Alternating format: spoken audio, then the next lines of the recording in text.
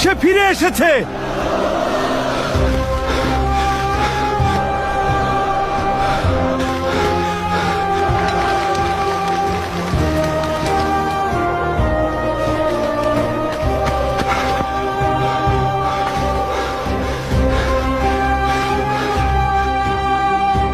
কি ব্যাপার, তোমার আসতে এত দেরি হলো কেন?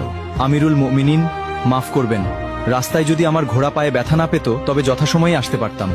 বাড়িতে গিয়ে আমি একটুও দেরি করিনি। বাড়ি পৌঁছে গচ্ছিত আমানত ও ঋণ পরিশোধ করি। তারপর বাবা, মা এবং নববধূর কাছে সব খুলে বলে চিরবিদায় নিয়ে মৃত্যুর প্রস্তুতি নিয়ে মদিনার উদ্দেশ্যে রওনা দেই।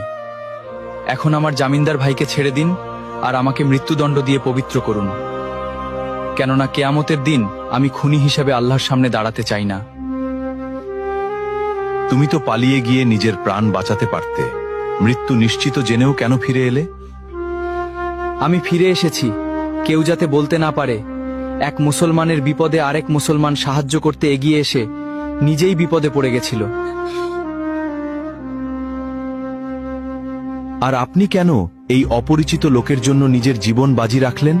আমিরুল মুমিনিন, কেউ যেন বলতে না পারে এক মুসলমান বিপদে পড়েছিল অথচ কেউ তাকে সাহায্য করতে এগিয়ে আসেনি।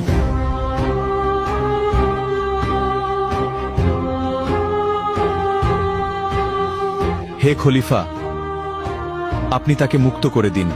আমরা তার উপর করা অভিযোগ তুলে নিলাম। কেন?